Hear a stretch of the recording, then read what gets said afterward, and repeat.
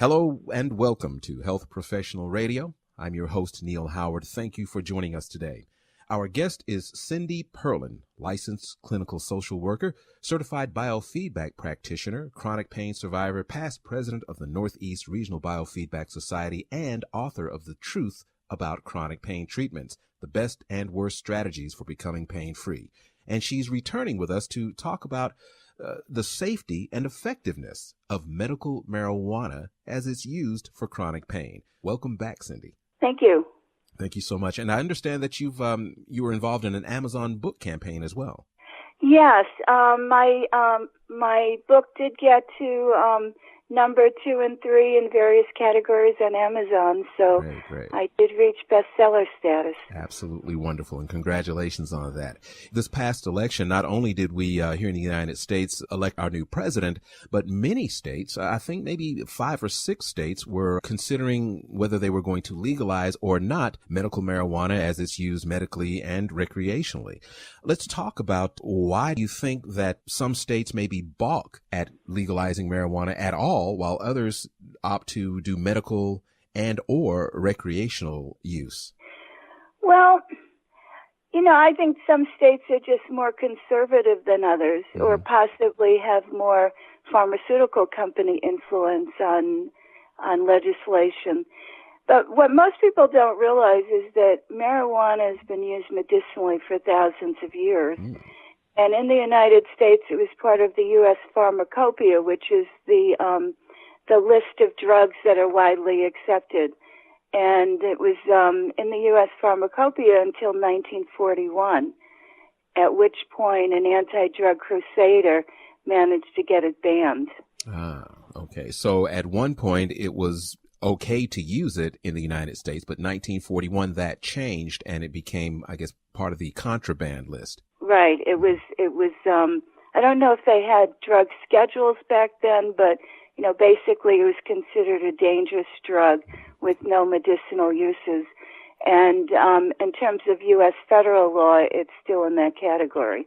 So if it was used as a medicine prior to 1941, was it used as a medicine for chronic pain? Yes, yes. It had many accepted uses, and one of them was chronic pain. And there are documents going back thousands of years in China, for instance, mentioning the use of marijuana for various ailments.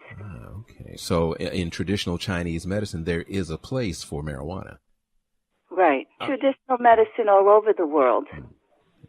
Now, when, I guess, for lack of a better term, the attack on previously accepted medical use of marijuana, was the attack more from the safety aspect or the effectiveness of marijuana as used for medical use, chronic pain specifically? Well, it was really based on that it was a dangerous drug and a gateway drug, which has been disproven. But, they didn't talk about whether it was effective. They talked about it being a dangerous drug from an addiction standpoint. Now, you're a chronic pain survivor and president of the Northeast Regional Biofeedback Society, and also the author of a book about chronic pain that's doing extremely well on Amazon.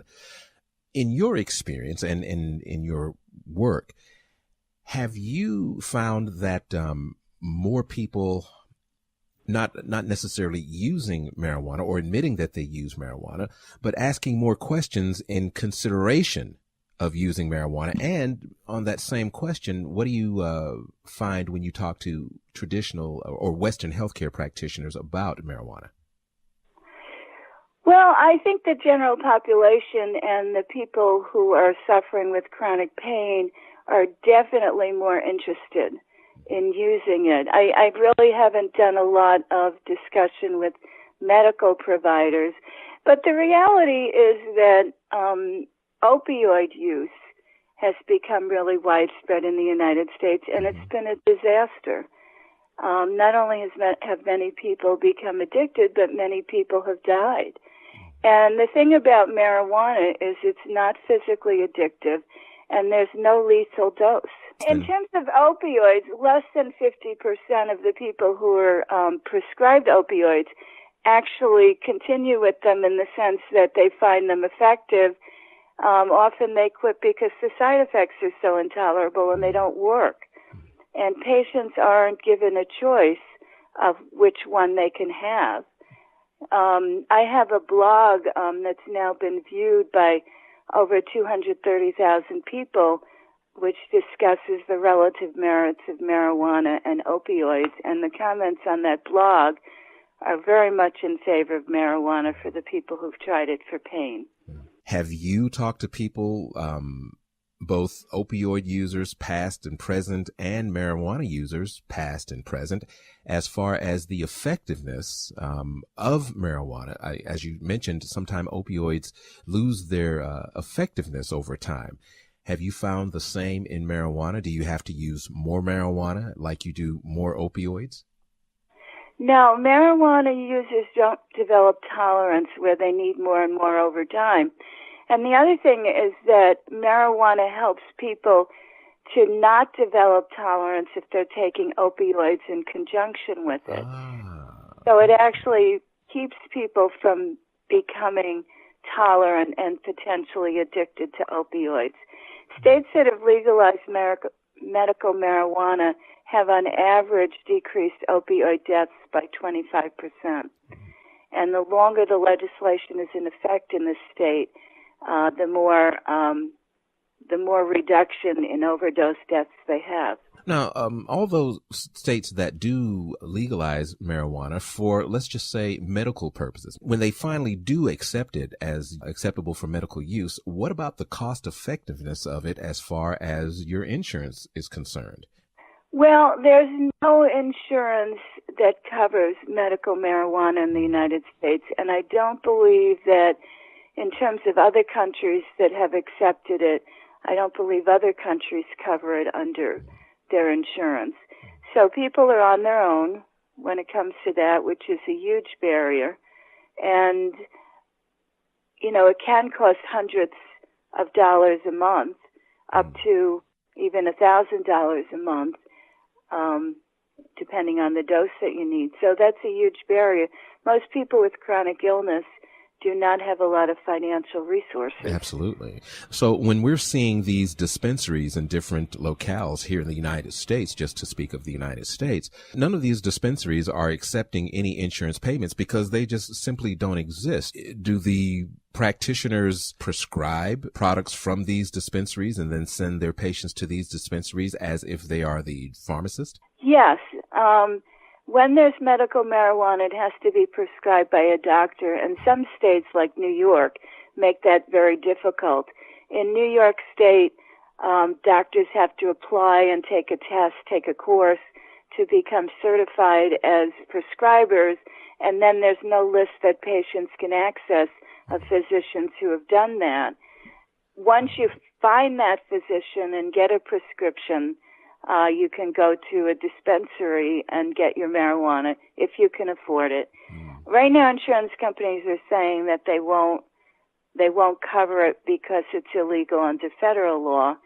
But, you know, I think that in reality, insurance companies find lots of excuses not to pay for alternative treatments for pain or anything else. Well, you know, when you're talking about lots of excuses, I mean, there are a lot of excuses in each and every of the $1 billion that they're making. Yeah, there's $1 billion excuses right there. So, but medical marijuana, because it doesn't have the negative effects of opioids, is going to end up being cheaper when insurance starts paying for it, if they ever do, because they won't have to pay for addiction treatment, for instance. Tell our listeners where they can get more information about the safety and effectiveness of medical marijuana and your book as well, The Truth About Chronic Pain Treatments, the Best and Worst Strategies for Becoming Pain-Free. Well, I have a website for my book, becomingpainfree.com, and you can find out more about it there, or just go directly to Amazon. There's a lot of information about the book on Amazon. The book has a whole chapter on marijuana. And, you know, for people who can't access that, there are many, many other treatments that work for chronic pain. All of them are covered in my book. And you can also go to my Facebook page, facebook.com / The Truth About Chronic Pain Treatments. And I have updates pretty much every day on what's happening in the pain treatment world.